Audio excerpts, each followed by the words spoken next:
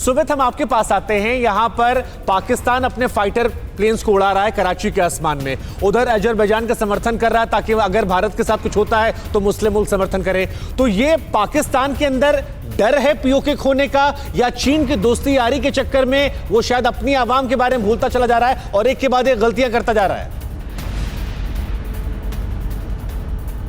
देखिए, पाकिस्तान को ये एक बड़ा मौका नजर आ रहा है। और जिस तरीके से शुभांकर आप बोल रहे थे कि टू फ्रंट सिनेरियो को लेकर, ऐसा नहीं है कि टू फ्रंट सिनेरियो अभी का है या पिछले 2 या 3 साल का है। 1999 में जब करगिल युद्ध हुआ था तब भी भारत और पाकिस्तान की जंग के दौरान भी टू फ्रंट सिनेरियो बनने की कोशिश की गई थी। उस समय चीन ने ईस्टर्न लद्दाख और पैंगोंगसो के इलाकों में घुसपैठ की थी। तो भारत को यह पता था कि जब भी हमारे बॉर्डर्स खुलेंगे, जब भी बॉर्डर्स पर इस तरीके की गर्मी पैदा होगी, तब भारत के साथ ना सिर्फ पाकिस्तान बल्कि चीन भी कहीं ना कहीं खड़ा होगा। इस समय जब हम एलएसी की बात कर रहे हैं तब पाकिस्तान को यह मौका नजर आ रहा है कि यह सबसे सही समय है, क्योंकि पाकिस्तान अकेले कुछ नहीं कर सकता। यह बात हमने बालाकोट के समय भी देखी, यह बात उससे पहले भी देखी गई। तो पाकिस्तान को लगता है कि जहां हमारी फोर्सेस एलएसी पे भारी मात्रा में इंगेज है, तो वो एलओसी को खोलकर ना सिर्फ हमारे लिए मुश्किल पैदा कर दे, बल्कि अपनी ऑडियंस को, अपनी आवाम को यह मैसेज दे दे कि पाकिस्तान कहीं से भी कमतर नहीं है। यहीं पर एक सवाल खड़ा होता है कि आप एलओसी का जिक्र कर रहे हैं, एलएसी पर भी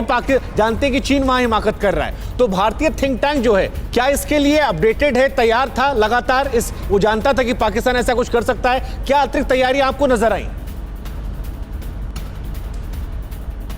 बिल्कुल, ये तैयारियां या फिर ये जानकारी, ये समझदारी, ये हमारी फोर्सेस के पास या थिंक टैंक आप जिन्हें कह रहे हैं उनके पास पहले से है। उनको ये पता था कि जैसे स्टैंड ऑफ का टाइम बढ़ेगा, कुछ ना कुछ पाकिस्तान की तरफ से जरूर किया जाएगा। और जब मैं लगातार आपको ये आंकड़े बता रहा हूं शुभांकर की 3100 बार से ज्यादा सीजफायर वॉयलेशन किया गया, जो पिछले साल के कंपैरेटिव पूरे साल का आंकड़ा था, तो ये बढ़ रहा है। तो इसका मकसद या फिर इसका तरीका सिर्फ और सिर्फ यही है कि सीजफायर वॉयलेशन बढ़ाकर एलओसी को एक्टिव करना और कोशिश ये करना कि ज्यादा से ज्यादा डिस्टर्ब एरिया क्रिएट किए जाए ताकि हमारी फोर्सेस के लिए एंगेजमेंट और ज्यादा बढ़ जाए। मनीष, मैं आपके पास आता हूं। ये जो 3100 बार किया जा रहा सीजफायर वॉयलेशन का, ठंड से पहले आतंकवादियों की घुसपैठ कराना, क्योंकि हम 1999 के बाद हर बार ये सुनते आए, तो ये वही रेगुलर पाकिस्तान की साजिश है या इस बार जो ये हिमाकत, इसमें कुछ आपको अलग नजर आ रहा है? क्योंकि दूसरे मोर्चे पर चीन के साथ कहीं ना कहीं अदावत चल रही है।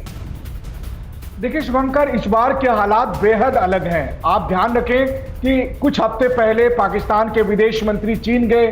चीन से आकर उन्होंने सार्वजनिक तौर पर यह बात कही कि हम ये जानने गए थे कि भारत और चीन के बीच कब युद्ध होगा। फिर उन्होंने कहा कि अक्टूबर महीने में, आज 1 अक्टूबर है और अक्टूबर महीने में भारत और चीन के बीच में जंग हो सकती है और हमें भी अपनी तैयारी रखनी है।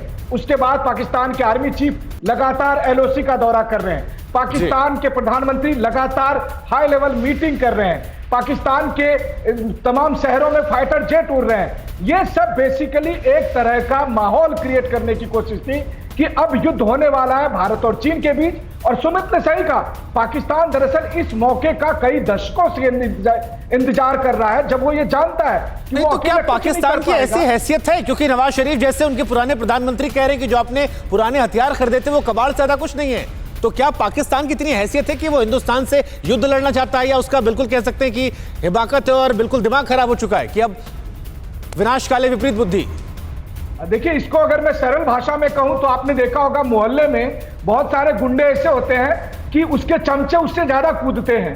तो यही कुछ आजकल चीन और पाकिस्तान के साथ हो रहा है कि पाकिस्तान भी चीन के नाम पर ज्यादा कूद रहा है कि अगर हालात बिगड़े तो चीन तो है ही, लेकिन फिर वही बात है कि पाकिस्तान और चीन के इस हिमाकत के लिए न सिर्फ भारत, बल्कि अगर मैं आपको कहूं तो 6 तारीख को जो मीटिंग होने वाली है क्वाड देशों की, जहां भारत, अमेरिका, जापान और ऑस्ट्रेलिया बैठेंगे, वहां पर इन सब तमाम स्थितियों की समीक्षा होने वाली है, क्योंकि उन सबको पता है कि चीन अपने कुछ चुनिंदा अलायंस के साथ ऐसी स्थिति निश्चित तौर पर आप सही कह रहे हैं। और ग्लोबल विलन का साथ देने का अंजाम क्या हो सकता है, शायद वो बात पाकिस्तान नहीं समझ रहा है। इरफान कुरैशी, अंकित भट्ट, सुमित चौधरी, मनीष, आप सभी का बहुत बहुत शुक्रिया। एक प्रॉपर्टी 2-2 के नाम, बिल्डर ने सौंपे जर्जर मकान, लखनऊ में करोड़ों का खेल, सरकार चुप, सिस्टम फेल। देखिए लूट घर रात 9:30 बजे।